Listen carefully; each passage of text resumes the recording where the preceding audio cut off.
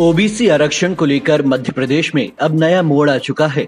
सरकार द्वारा लगाई गई रिव्यू पिटीशन में सुप्रीम कोर्ट ने निकाय चुनाव में ओबीसी आरक्षण के साथ चुनाव कराने का फैसला सुनाया है।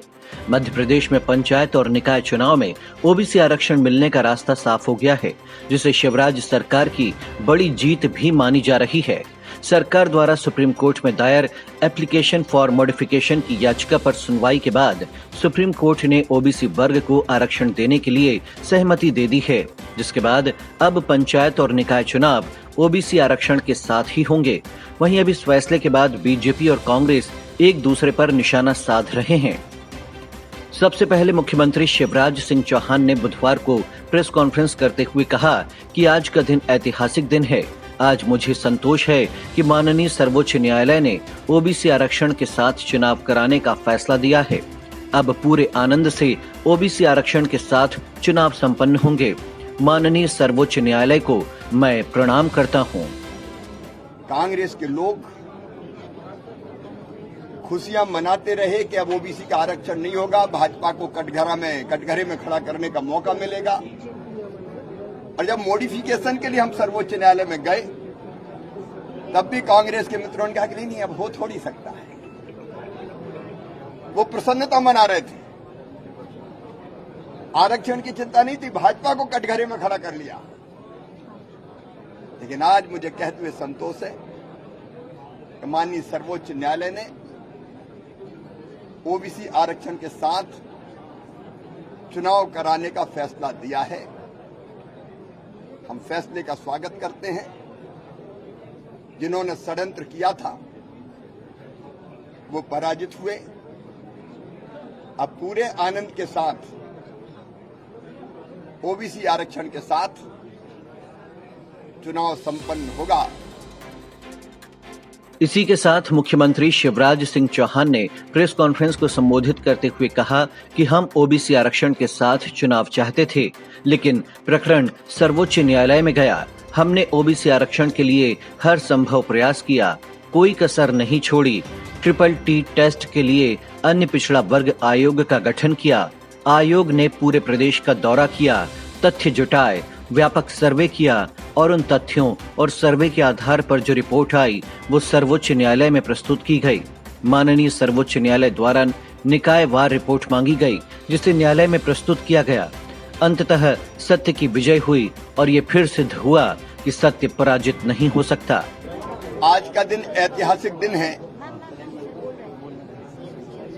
और मैं अभिभूत हूं। सत्यमेव जयते, अंततः सत्य की विजय हुई है और फिर यह सिद्ध हुआ कि सत्य पराजित नहीं हो सकता। माननीय सर्वोच्च न्यायालय को मैं प्रणाम करता हूं। हमने यही कहा था कि हम चुनाव चाहते हैं, लेकिन ओबीसी आरक्षण के साथ। कांग्रेस ने एक पाप किया था, चुनाव तो पहले ही हो रहे थे ओबीसी आरक्षण के साथ, लेकिन कांग्रेस के लोग ही माननीय सर्वोच्च न्यायालय में गए थे, जिसके कारण यह फैसला हुआ था कि ओबीसी आरक्षण के बिना ही चुनाव हो। हमने हर संभव प्रयास किया, कोई कसर नहीं छोड़ी। ट्रिपल-टी टेस्ट के लिए हमने ओबीसी आयोग का गठन किया। ओबीसी कमीशन ने पूरे प्रदेश का दौरा किया, तथ्य जुटाए, व्यापक सर्वे किया और उन तथ्यों के आधार पर, सर्वे के आधार पर जो रिपोर्ट बनाई, हमने वो रिपोर्ट माननीय सर्वोच्च न्यायालय में प्रस्तुत की। फिर माननीय सर्वोच्च न्यायालय ने निकायवार कहां कैसे सर्वे होगा उसकी रिपोर्ट मांगी। हमने निकायवार भी रिपोर्ट तैयार की और वह रिपोर्ट माननीय सर्वोच्च न्यायालय में प्रस्तुत की डॉक्टर नरोत्तम मिश्रा ने भी इस फैसले का स्वागत करते हुए बयान दिया कि कांग्रेस और कमलनाथ कोर्ट गए चुनाव रुकवाने के लिए और भाजपा गई चुनाव करवाने के लिए, अतः जीत हुई सत्य की और अब हम ओबीसी आरक्षण के साथ चुनाव में जाएंगे। बदनीति और नेक नियति ये इस पूरे प्रकरण में पिछड़े वर्ग वाले में हम सबकी ध्यान में आई होगी।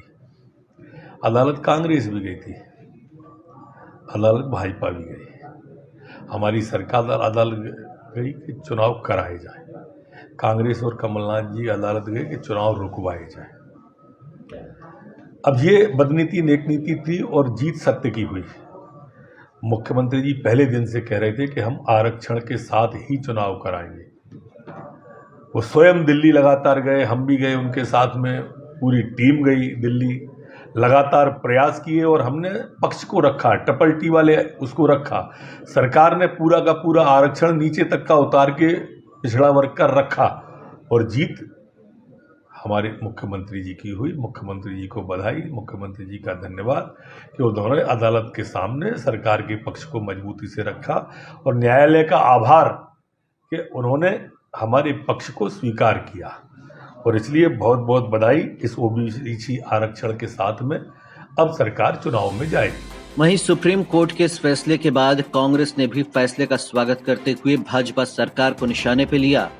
पूर्व मुख्यमंत्री कमलनाथ ने लिखा कि यदि सरकार सुप्रीम कोर्ट के निर्णय अनुसार समय पर ट्रिपल टेस्ट की संपूर्ण प्रक्रियाओं का पालन कर देती, आधी अधूरी रिपोर्ट कोर्ट में पेश नहीं करती, तो ये अप्रिय स्थिति कभी भी नहीं बनती।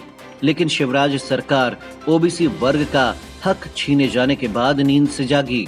आज सुप्रीम कोर्ट ने प्रदेश में ओबीसी आरक्षण के मामले में राहत प्रदान करने का निर्णय दिया है, उसका हम स्वागत करते हैं। लेकिन हमारी सरकार द्वारा 14% से बढ़ाकर 27% किए गए ओबीसी आरक्षण का पूरा लाभ ओबीसी वर्ग को अभी भी नहीं मिलेगा, क्योंकि निर्णय में ये उल्लेखित है कि आरक्षण 50% से अधिक नहीं होना चाहिए। हमें ओबीसी वर्ग का भला करने की कोई उम्मीद शिवराज सरकार से नहीं थी, इसीलिए हमने तो पहले से ही निर्णय ले लिया है कि हम निकाय चुनाव में 27% टिकट ओबीसी आरक्षण को देंगे और इस वर्ग को उनका पूरा अधिकार देंगे। हम पहले दिन से यही कह रहे थे कि मध्य प्रदेश में बगैर ओबीसी आरक्षण के पंचायत व नगरीय निकाय के चुनाव नहीं होने चाहिए। सरकार इसको लेकर सभी आवश्यक कदम उठाएं। आज सुप्रीम कोर्ट ने प्रदेश में ओबीसी आरक्षण के मामले में राहत प्रदान करने का निर्णय दिया है, उसका हम स्वागत करते हैं। लेकिन हमारी सरकार द्वारा 14% से बढ़ाकर 27% किए गए ओबीसी आरक्षण का पूरा लाभ ओबीसी वर्गों को अभी भी नहीं मिलेगा, क्योंकि निर्णय में ये उल्लेखित है कि आरक्षण 50% से अधिक नहीं होना चाहिए। हम ओबीसी वर्ग का भला करने की कोई उम्मीद शिवराज सरकार से नहीं थी, इसलिए हमने तो पहले से ही ये निर्णय ले लिया था कि हम निकाय चुनाव में 27% टिकट ओबीसी वर्ग को देंगे और इस वर्ग को उनका पूरा अधिकार देंगे। हम अपना वादा हर हाल में निभाएंगे। हमारा तो दृढ़ संकल्प है कि ओबीसी वर्ग का 27% आरक्षण का हक व अधिकार मिले, इसके लिए हम हर लड़ाई लड़ेंगे।